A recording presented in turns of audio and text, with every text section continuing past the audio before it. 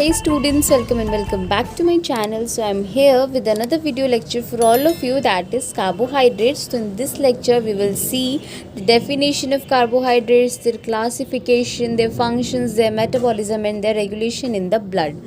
So first of all will start with the definition. So definition अगर हम nutritionally बात करें तो हम कार्बोहाइड्रेट्स को जनरली वी ऑल नो कि हम उसे कार्ब्स बोलते हैं. ठीक है, तो हमारे जो मेजर डाइटरी कंपोनेंट होता है वो कार्ब्स ही है या कार्बोहाइड्रेट्स ही हैं, जस्ट बिकॉज इसके जो मेजर कंपोनेंट है शुगर एंड स्टार्च वो मोस्टली जो हम फूड कंज्यूम करते हैं सब में प्रेजेंट होता है. ठीक है, सेकेंड अगर अब हम बात करें बायोकेमिकली तो कार्बोहाइड्रेट जो वो मैक्रोमोलिक्यूल्स है जिसमें जो कार्बन हाइड्रोजन एंड ऑक्सीजन से बने हुए हैं. ठीक है, जो रेशियो है हाइड्रोजन और ऑक्सीजन का वो यूजुअली 2:1 है. ठीक है, जैसे कि वाटर में होता है.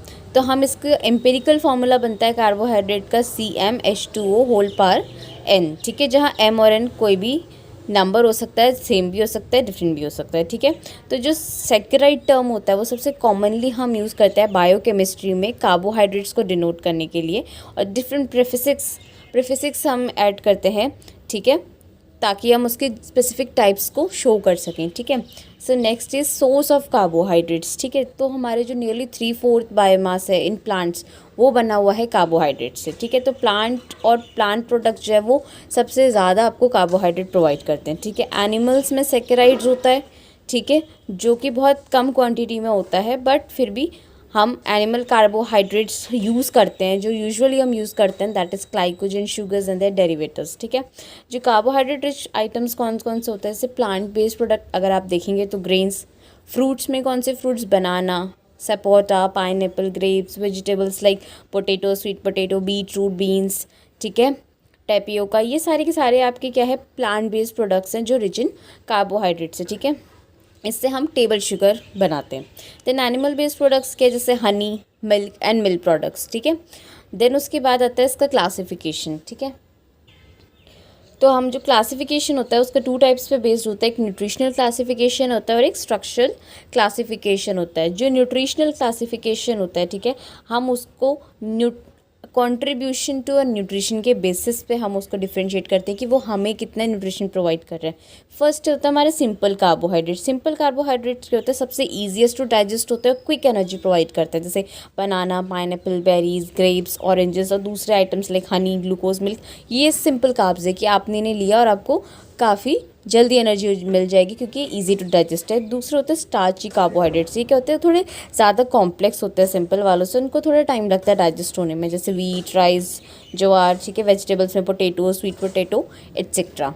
देन उसके बाद आता है फाइब्रस कार्बोहाइड्रेट. फाइब्रस कार्बोहाइड्रेट क्या होते हैं, जो डाइटरी फाइबर्स होते हैं वो फाइब्रस कार्बोहाइड्रेट्स होते हैं, तो इसलिए उसको रफेज भी बोला जाता है. ठीक है, ये जो फाइब्रस कार्ब्स होते हैं ना, ये बहुत ज़्यादा टाइम लगाते हैं कन्वर्ट होने में सिंपल शुगर में थ्रू डाइजेशन. तो ये क्या करते हैं, हमारा जो ग्लूकोज का ग्लाइकोजन में कन्वर्जन है उसको काफ़ी स्लो कर देते हैं. तो ये जो फाइबर्स होते हैं डाइजेस्ट नहीं होते ह्यूमन एंजाइम से. ठीक है, तो वो क्या करते हैं, सिर्फ अनडाइजेस्टेड वेस्ट मटीरियल की बल्किंग अप में ये हेल्प करते. ठीक है, और हमारे जो गट के हेल्दी बैक्टीरिया उनको मेंटेन करने में हेल्प करते हैं, जैसे ग्रीन लीफी वेजिटेबल्स. ठीक है, pumpkin, carrot, tomato, cabbage, broccoli, beans, ये कुछ सोर्सेज होते हैं जो हमें मतलब फाइबरस जो होते हैं ये और टाइम लेते हैं, तो मोस्टली डाइजेस्ट नहीं कर पाते हम हमारे ह्यूमन एंजाइम्स. ठीक है, और जैसे ओट्स, ये भी रिच इन डाइटरी फाइबर्स होता है. ठीक है, देन कॉम्प्लेक्स कार्बोहाइड्रेट्स, ये कॉम्प्लेक्स होते हैं, नाम से पता चल रहा है आपको. ठीक है, food item like whole grain, pasta, brown rice, red rice, oats, ये सारे कॉम्प्लेक्स कार्ब के एग्जाम्पल हैं. ठीक है, इसके बाद आता है स्ट्रक्चरल क्लासिफिकेशन. देखिए वो न्यूट्रिशन के बेसिस पे था. ठीक है, अब आता है स्ट्रक्चर के बेसिस पे. जो केमिकली जो कार्बोहाइड्रेट्स होते हैं वो पॉलीहाइड्रोक्सी एल्डिहाइड या कीटोन्स होते हैं. ठीक है, और ये क्या होते हैं, वो केमिकल सब्सटेंस होते हैं जो हमारे कार्बोहाइड्रेट का हाइड्रोलिसिस होता है तब हमें मिलते हैं. तो एम्पेरिकल फार्मूला अभी बताया था CH2O होल पावर n. ठीक है, तो हमने ये बेसिक कार्बोहाइड्रेट एलिमेंट्स देखेंगे, कार्बन, हाइड्रोजन, ऑक्सीजन, बट कुछ में नाइट्रोजन, फॉस्फोरस और सल्फर भी होता है. ठीक है, फर्दर जो कार्ब होता है वो पॉलीमर के फॉर्म में भी एग्जिस्ट करता है, इसको सैकरोन बोला जाता है. ठीक है, जो कुछ सिंपल यूनिट्स होती हैं उनका और उनका पॉलीमराइजेशन होता है वो कार्बोहाइड्रेट के डिफरेंट डिफरेंट टाइप्स में होता है, ठीक है, आपको देखने को मिलेगा। तो कार्बोहाइड्रेट मोनोमर की प्रेजेंस के बेसिस पर हम कार्बोहाइड्रेट को क्लासिफाई करते हैं मोनोसेक्राइड, डाइसेक्राइड, ओलाइगोसेक्राइड एंड पॉलीसेक्राइड्स में, ठीक है। तो इसमें सबसे पहला आता है मोनोसेक्राइड। मोनोसेक्राइड्स क्या होते हैं, इनको सिंपल शुगर बोलते हैं। केमिकली ये एल्डोज या कीटोज होते हैं, इनमें दो या दो से ज़्यादा हाइड्रोक्सिल ग्रुप्स होते हैं। जो बैकबोन होता है मोस्ट कॉमन मोनोसेक्राइड का, वो अनब्रांच्ड कार्बन चेन है, जहाँ पर एक सिंगल बॉन्ड क्या करते हैं, सारे कार्बन्स को जोड़ देता है। तो एक कार्बोनिल ग्रुप अगर अटैच हो रहा है किसी टर्मिनल कार्बन एटम से, ठीक है, और ये कार्बोनिल एटम जो है वो एल्डिहाइड है, तो मोनोसेक्राइड को हम बोलेंगे एल्डोज। अगर ये कार्बोनिल ग्रुप कीटोन से जाके अटैच हो रहा है तो हम इसको बोलेंगे कीटोस, ठीक है। देन आता है डाइसेक्राइड। डाइसेक्राइड में जब एक कार्बोहाइड्रेट होता है उसमें 2 यूनिट होती है मोनोसेक्राइड की, ठीक है, तो उसको डाइसेक्राइड बोलते हैं। जो 2 मोनोसेक्राइड यूनिट है वो कोवेलेंटली ज्वाइंट होते हैं ओ ग्लाइकोसिडिक बॉन्ड से, ठीक है। कॉमन एग्जांपल कौन से, माल्टोज, सुक्रोज, लैक्टोज, ठीक है। माल्टोज में 2 ग्लूकोज यूनिट है, लैक्टोज में 1 ग्लूकोज है और गैलेक्टोज में भी 1 है। बट सुक्रोज की जो whereas sucrose has glucose unit and fructose, ठीक है। तो सुक्रोज जो है कॉमन टेबल शुगर है आपका। उसके बाद आता है ओलाइगोसेक्राइड। ओलाइगोसेक्राइड क्या होते हैं, ये वो कार्ब्स होते हैं जिसमें जो मोनोमेरिक यूनिट्स होती है वो 3 से 10 के बीच में होती है, ठीक है। मोनोमर अभी आपने जाना 1, ठीक है, मोनोसेक्राइड्स, ठीक है। उसके बाद डाइसेक्राइड में 2 थी, अब इसमें 3 से 10 तक के मोनोमेट्रिक यूनिट्स जो है वो कार्ब्स के होंगे, ठीक है। इसलिए शॉर्ट पॉलीमर्स इसको बोला जाता है। ये आपको बर्डॉक, शिकॉकरी, ठीक है, Jerusalem, artichoke and onions and salary में मिलेगा, ठीक है। फिर पॉलीसेक्राइड्स आते हैं। पॉलीसेक्राइड्स वो पॉलीमर्स होते हैं जहाँ मोर देन 10 सेक्राइड्स यूनिट होती है और वो आपस में लिंक्ड होती है, ठीक है। तो उनको कॉमनली ग्लाइकेंस बोला जाता है और उनका मॉलिक्यूलर वेट जो होता है मैक्रोमोलिक्यूल से हाई होता है, ठीक है। हाई मतलब मैक्रोमोलिक्यूल है तो हाई होगा, ठीक है। उसके बाद मोनोमेरिक यूनिट से ये अलग होते हैं क्योंकि इनकी लेंथ अलग है, टाइप ऑफ बॉन्ड जो है बॉन्ड लिंकिंग अलग है, ठीक है, डिग्री ऑफ ब्रांचिंग अलग है। तो इसमें भी 2 टाइप आते हैं, होमोपॉलीसेकेराइड्स जो होते हैं उनका एक सिंगल मोनोमर होता है, बट जो हेटेरोपॉलीसेकेराइड्स होते हैं उनका 2 या 2 से ज़्यादा, उनमें डिफरेंट टाइप के मोनोमर्स होते हैं, ठीक है। स्टार्च, ग्लाइकोजन, सेल्यूलोज, काइटिन, ये होमोपॉलीसेकेराइड है। Bacterial cell envelope, extra cellular matrices in animal have heteropolysaccharides in them, ठीक है। उसके बाद फंक्शंस क्या है कार्बोहाइड्रेट के, सबसे common and you all know कि ठीक है, कार्बोहाइड्रेट का काम क्या, हमारी बॉडी को मेंटेन करता है और फंक्शंस परफॉर्म करने में हेल्प करते हैं, ठीक है। तो कुछ फंक्शंस के सबसे पहला एनर्जी प्रोडक्शन है। कार्बोहाइड्रेट एनर्जी प्रोवाइड करता है बॉडी को, ठीक है। डाइटरी फाइबर्स के अलावा दूसरे टाइप के कार्ब्स जो होते हैं वो डाइजेस्ट हो जाते हैं और ग्लूकोज में कन्वर्ट होते हैं। तो हर एक सेल क्या होता है, ग्लूकोज लेता है ब्लड में से, ब्रेक डाउन करता है उसको फर्दर सेलुलर रेस्पिरेशन से, इससे एनर्जी रिलीज होती है in the form of ATP, और ये ATP मॉलिक्यूल्स जो होते हैं फिर हमारे बायोलॉजिकल फंक्शंस में हम लोग यूज़ करते हैं। फिर एनर्जी स्टोरेज, ठीक है। जो कार्बोहाइड्रेट होता है वो स्टोर्ड एनर्जी प्रोवाइड करता है, ठीक है। तो जो ज़्यादा ग्लूकोज जो होता है जब वो इकट्ठा होने लगता है तो वो कन्वर्ट हो जाता है ग्लाइकोजन में, फिर वो लीवर और मसल्स में स्टोर होने लगता है। जो ग्लाइकोजन क्या होता है वो कन्वर्ट होता है ग्लूकोज में जब हमें एनर्जी चाहिए होती है, ठीक है। तो इससे क्या होगा, constant blood glucose level maintain रहता है, ठीक है। Glycogen also act as a reserve of energy, ठीक है। प्लांट में जब एक्सेस ग्लूकोज होता है तो वो स्टार्च में चेंज होता है, ठीक है, और डिफरेंट पार्ट में स्टोर हो जाता है। अब है प्रमोटिंग डाइजेस्टिव हेल्थ, ठीक है। जैसे स्टार्च और ग्लूकोज के अलावा जो डाइटरी फाइबर्स थे, अभी बताया था कि वो ब्रेक डाउन नहीं हो सकते इजीली, तो वो क्या है, अनडाइजेस्टेड रह जाते हैं। तो वो क्या करते हैं, बल्क में जो हमारे स्टूल का बल्क होता है वो फॉर्म करते हैं और बाउल मूवमेंट्स में हेल्प करते हैं। बिल्डिंग मैक्रो मॉलिक्यूल्स क्या होता है, जो एब्जॉर्ब्ड ग्लूकोज होता है उसको हम एनर्जी प्रोडक्शन के लिए यूज़ करते हैं। तो कुछ अमाउंट ऑफ एनर्जी जो होती है वो राइबोज और डीऑक्सीराइबोज में चेंज हो जाती है। तो ये जो शुगर्स होते हैं ये दूसरे मॉलिक्यूल्स का बिल्डिंग ब्लॉक बनते हैं, जैसे RNA, DNA, ATP, ठीक है। तो ग्लूकोज को हम NADPH का फॉर्मेशन करने के लिए भी यूटिलाइज करते हैं एज एन एंटीऑक्सीडेंट, ठीक है। रोल इन लिपिड मेटाबॉलिज्म, जब ब्लड ग्लूकोज लेवल बढ़ेगा तो क्या होगा, लिपिड यूसेज कम हो जाएगा, क्योंकि एनर्जी प्रोडक्शन के लिए। तो ये क्या होता है, फैट लॉस और कीटोसिस में भी हेल्प करता है उनको प्रिवेंट करने में। ठीक है, role as flavouring agent and sweetener. जो कार्ब्स होता है वो नेचुरली स्वीट होते हैं, ठीक है, और उनको हम स्वीटनर की तरह यूज़ कर सकते हैं, ठीक है, फ्लेवर एनहांसर्स की तरह यूज़ कर सकते हैं, ठीक है। इसके बाद कहते हैं metabolism of carbohydrates. Most important जो कार्बोहाइड्रेट होता है वो होता है ग्लूकोज, ठीक है। सिंपल शुगर यूनिट इसकी मोनोसेकेराइड है, ये आपको मालूम है। वो क्या है, मेटाबोलाइज होती है, ठीक है। सिंस जो सारे हमारे डाइजेस्टेबल फॉर्म्स है कार्बोहाइड्रेट के, वो इवेंचुअली क्या होते हैं, ट्रांसफॉर्म होते हैं किसमें, ग्लूकोज में, ठीक है। तो हमें ये ये जानना ज़रूरी है कि ग्लूकोज एनर्जी प्रोवाइड कैसे करता है, in the form of ATP, adeno triphosphate की फॉर्म में, वेरियस सेल्स एंड टिश्यूज़ को। तो ग्लूकोज जो है हमारा वो 3 स्टेजेस में मेटाबोलाइज होता है, glycolysis, Krebs cycle and oxidative phosphorylation and electron transport chain, ठीक है। सबसे पहला है ग्लाइकोलाइसिस। ग्लाइकोलाइसिस क्या होता है, जब हम एक्सरसाइज करते हैं जो हमारा हार्मोनल लेवल होता है वो शिफ्ट होता है, ठीक है। तो इससे होम्योस्टेसिस में डिस्टरप्शन आता है। तो वो जो डिस्टरप्शन आता है वो क्या करता है, जो ग्लूकोज का मेटाबॉलिज्म है उसको अल्टर करता है और दूसरे एनर्जी बियरिंग मॉलिक्यूल्स को भी, ठीक है। तो जो ब्रेक डाउन हो रहा है ग्लूकोज का एनर्जी प्रोवाइड करने के लिए, वो ग्लाइकोलाइसिस से शुरू होता है। तो हम जब शुरू करते हैं सबसे पहले क्या होता है, ग्लूकोज होता है वो सेल के साइटोसॉल में एंटर करता है, और जो फ्लूइड है सेल के अंदर, ठीक है, जैसे सेलुलर ऑर्गेनल्स, उसमें एंटर करता है। फिर क्या होता है, ग्लूकोज जो होता है वो 2 या 3 कार्बन मॉलिक्यूल्स में चेंज होता है pyruvate through 10 different reactions, series of 10 different reactions होती हैं, और फिर वो 2 से 3 कार्बन मॉलिक्यूल्स में चेंज हो जाता है।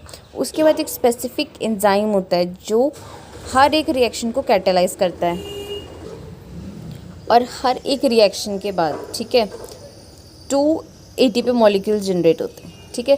सिंस ADP जो है वो कन्वर्ट हो रहा है ATP में, ठीक है, जब हमारा सबस्ट्रेट ग्लूकोज का ब्रेक डाउन हो रहा है तो उसको बोला जाता है सबस्ट्रेट लेवल फॉस्फोरिलेशन, ठीक है। इसके बाद क्या होता है, जब 6 रिएक्शन होती है तो जो ग्लिसरल्डिहाइड 3 फॉस्फेट होता है वो ऑक्सीडाइज हो जाता है 1,3 बिस फॉस्फोग्लिसरेट में, वाइल जो reducing nicotinamide adenosine dinucleotide NAD होता है वो NADH में चेंज होता है, जो कि एक रिड्यूस फॉर्म है कंपाउंड का, ठीक है। NADH क्या होता है, फिर वो शटल हो जाता है माइटोकॉन्ड्रिया के सेल्स में, जहाँ वो इलेक्ट्रॉन ट्रांसपोर्ट चेन में यूज़ होता है, जिससे वो ATP जनरेट करता है बाय ऑक्सीडेटिव फॉस्फोरिलेशन, ठीक है। तो जो मोस्ट इंपॉर्टेंट एंजाइम होता है ग्लाइकोलाइसिस का वो फॉस्फोफ्रक्टोकाइनेज है। वो क्या करता है, 3rd रिएक्शन को कैटेलाइज करता है सीक्वेंस में, ठीक है। तो ये रिएक्शन जो होती है ये हमारी फेवरेबल फिजियोलॉजिकल कंडीशंस के अंडर हो जाती है, तो इसको बुलाता है committed step in the glycolysis, ठीक है। दूसरे शब्दों में कहा जाए तो ग्लूकोज जो है वो कम्प्लीटली डिग्रेड हो जाएगा पायरुवेट में आफ्टर दिस रिएक्शन, ठीक है। तो इस चीज़ को ध्यान में रखते हुए PFK जो होता है ये हमारा एक्सीलेंट साइट ऑफ कंट्रोल है फॉर ग्लूकोज मेटाबॉलिज्म, ठीक है। In fact this is exactly the case, जब ATP या एनर्जी बहुत ज़्यादा सेल में भर जाती है तो PFK जो होता है वो इनहिबिट होता है, और ब्रेक डाउन जो होता है एनर्जी के लिए वो स्लो डाउन हो जाता है। तो PFK क्या करता है, ग्लूकोज का डिग्रेडेशन मेंटेन करके रखता है, ठीक है।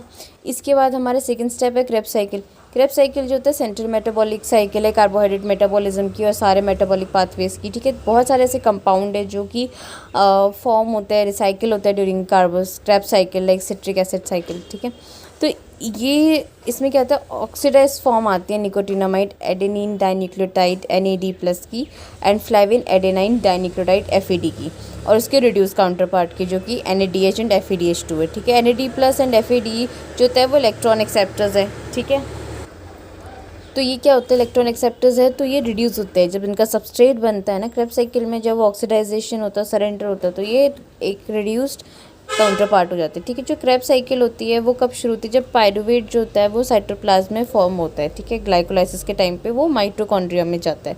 तो जो मोस्ट ऑफ द एनर्जी होती है ग्लूकोज में रहती है जो वो एक्सट्रैक्ट की जाती है, तो माइटोकॉन्ड्रिया में पायरुवेट जो होता है वो एसिटाइल CoA एंजाइम में चेंज होता है बाय पायरुवेट कार्बोक्सिलेज, ठीक है। उसके बाद इन जनरल जो एसिटाइल CoA है वो क्या करता है, कंडेंस करता है 4 कार्बन कंपाउंड के साथ, जिसको ऑक्सैलो एसीटेट बोला जाता है, जिससे वो 6 कार्बन एसिड बनता है। तो जो 6 कार्बन कंपाउंड होता है वो डिग्रेड होता है 5 एंड 4 कार्बन कंपाउंड में।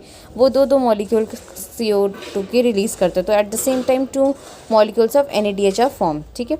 तो फाइनली जो C4 हमारा कार्बन स्केलेटन होता है वो 3 एडिशनल रिएक्शंस होती है उसमें, guanosine triphosphate GTP FADH2 and NADH form होते हैं। इससे क्या होगा, रीजेनरेटिंग ऑक्सैलो एसीटेट बनते हैं। तो FADH2 एंड NADH जो होता है वो इलेक्ट्रॉन ट्रांसपोर्ट चेन को पास हो जाते हैं, ठीक है। और उसके बाद वो इनर माइटोकॉन्ड्रिया मेम्ब्रेन में एम्बेड हो जाते हैं। इसके बाद आती है हमारी oxidative phosphorylation and electron transport chain. GTP जो होता है वो हायर एनर्जी कंपाउंड है, जिसका काम क्या है, वो ATP बनाएगा ADP से। तो जो मेन पर्पस होता है क्रेब्स साइकिल का, वो energy, high energy electrons provide करना होता है FADH एंड NADH के, जाके वो आगे इलेक्ट्रॉन ट्रांसपोर्ट चेन में फॉरवर्ड हो सकें, ठीक है। तो जो हाई एनर्जी इलेक्ट्रॉन्स होते हैं वो NADH और FADH2 में कंटेन होते हैं, ठीक है। उसके बाद क्या होता है, वो एक सीरीज़ ऑफ एंजाइम कॉम्प्लेक्स में पास होते हैं माइटोकॉन्ड्रियल मेम्ब्रेन में। तो जो 3 कॉम्प्लेक्स होते हैं वो एक सीक्वेंस में काम करते हैं, ठीक है, NADH और FADH2 के एनर्जी लाने में और उसको ATP चेंज करने में, ठीक है। तो NADH reductase, cytochrome reductase and cytochrome oxidase, ये 3 एंजाइम है। फाइनल इलेक्ट्रॉन एक्सेप्टर जो होता है इलेक्ट्रॉन ट्रांसपोर्ट चेन का, वो होता है ऑक्सीजन। तो हर एक जो सक्सेसिव कॉम्प्लेक्स होता है वो लोअर एनर्जी पे होता है पहले वाले से। तो क्या होगा, हर एक इलेक्ट्रॉन जो होगा इजीली उसको एक्सेप्ट कर लेगा और अच्छे से ऑक्सीडाइज हो जाएगा, ठीक है। इसके बाद आता है इन इफेक्ट में क्या होगा, हर एक कॉम्प्लेक्स करेगा एनर्जी को हार्वेस्ट करेगा, ठीक है, इस इलेक्ट्रॉन्स में, ठीक है, ताकि वो क्या करेगा, प्रोटॉन्स को पंप करेगा across the inner mitochondrial membrane. तो क्या करेगा, वो एक प्रोटॉन ग्रेडियंट को क्रिएट करेगा। इन टर्न में क्या होगा, जो इलेक्ट्रोपोटेंशियल एनर्जी होगी वो आपकी केमिकल एनर्जी में चेंज हो जाएगी by allowing proton flux back down, ठीक है। वो उसकी केमिकल ग्रेडियंट को फ्लक्स बैक डाउन करेगा थ्रू स्पेसिफिक प्रोटॉन चैनल, ठीक है, जो आपके ATP सिंथेसाइज करते हैं। अप्रॉक्सीमेटली 2 मॉलिक्यूल जो ATP के होते हैं वो एक क्रेब्स साइकिल में बनते हैं, ठीक है। तो अप्रॉक्सीमेटली एक पूरी साइकिल में 26 से 30 ATP जनरेट होता है, ठीक है। तो ऑक्सीडेशन जो होता है ग्लूकोज का, वो किससे होता है, reduction of NAD+ and FADH is coupled to the phosphorylation of ADP to produce ATP, hence process known as oxidative phosphorylation, ठीक है। रेगुलेशन हम कैसे करते हैं ब्लड ग्लूकोज लेवल का, हमारे ब्लड में ग्लूकोज का लेवल कैसे मेंटेन रहता है। तो जो मेन कंसंट्रेशन होता है ग्लूकोज का बॉडी में, ब्लड में, वो आपके 2 हार्मोन्स रेगुलेट करते हैं, इंसुलिन एंड ग्लूकागॉन।